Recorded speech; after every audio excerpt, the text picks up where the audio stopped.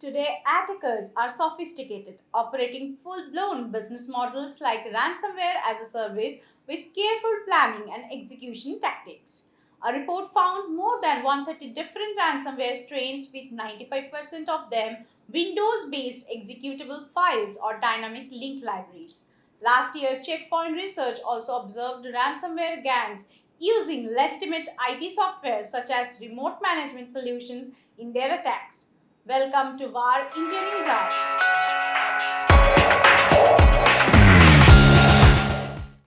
Ransomware is a type of malware that encrypts a victim's files and demands a ransom payment in order to decrypt them. Ransomware attacks are becoming increasingly common, and they can be especially damaging to businesses that rely on remote employees. Remote employees are more vulnerable to ransomware attacks because they are often not familiar with cybersecurity best practices.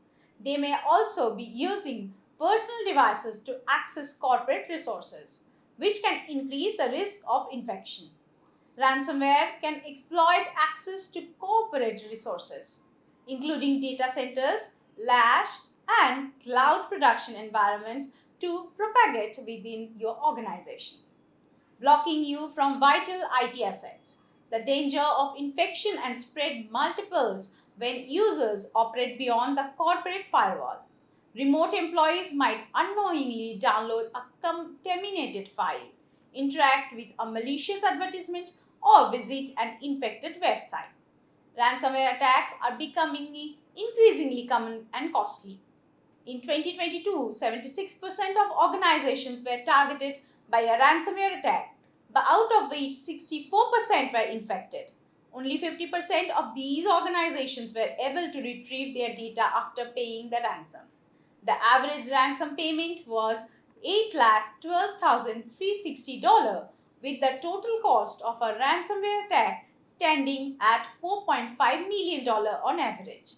As costs to victimized organizations increase, so do the number of ways in which attackers carry out their attacks. Individuals conducted the first ransomware attacks, developing and distributing massive numbers of automated payloads to randomly selected victims. Once inside the network via malware and or system vulnerabilities, some attackers encrypt sensitive data and threaten to expose it. Decryption keys might or might not be released after the ransom is paid. Some ransomware attacks skip the encryption phase and simply threaten the victim, showing copies of stolen data. Triple extortion threats threaten the organization and employees, businesses, partners, and clients. Still, other attackers simply destroy data. Let's look into today's headlines. AWS joins hand with ISRO and in-SPACe to advance India's space capabilities.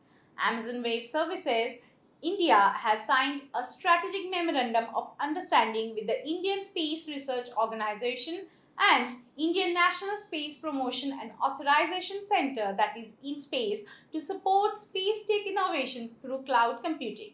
This collaboration will give space startups, research institutes, and students access to cutting-edge cloud technologies that accelerate the development of new solutions in the space sector.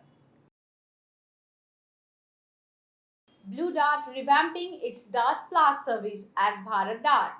Blue Dart Express Limited unveiled its newly revamped service, formerly known as Dart Plus service, as Bharat Dart. The move to rename one of its services to Bharat Dart stems from an extensive discovery and research process. The company said in a regulatory filing that this strategic transformation marks a momentous milestone in its ongoing journey, underscoring its unwavering commitment to serving the diverse needs of Bharat. WhatsApp channels now available in India. Meta CEO Mark Zuckerberg has launched WhatsApp channels in over 150 countries, including India. This will be a private way to receive updates that matter to users. WhatsApp channels are separate from chats, and whom users choose to follow is not visible to other followers. It also claimed to protect the personal information of both admins and followers. Indian celebrities like Katrina Kaif, Akshay Kumar, Vijay Deverakonda, Diljit Dosanjh, Neha Kakkar, and several others have launched their WhatsApp channels. Adobe releases AI features and announces price hike and rewards. With intentions to raise charges as well as pay the contributors whose work makes the features possible, Adobe has opened up access to a variety of generative artificial intelligence features throughout its applications. Adobe announced price increases of $2 to $5 per month beginning in November for many of its subscription products. A predetermined number of credits will be given to users for using generative AI features.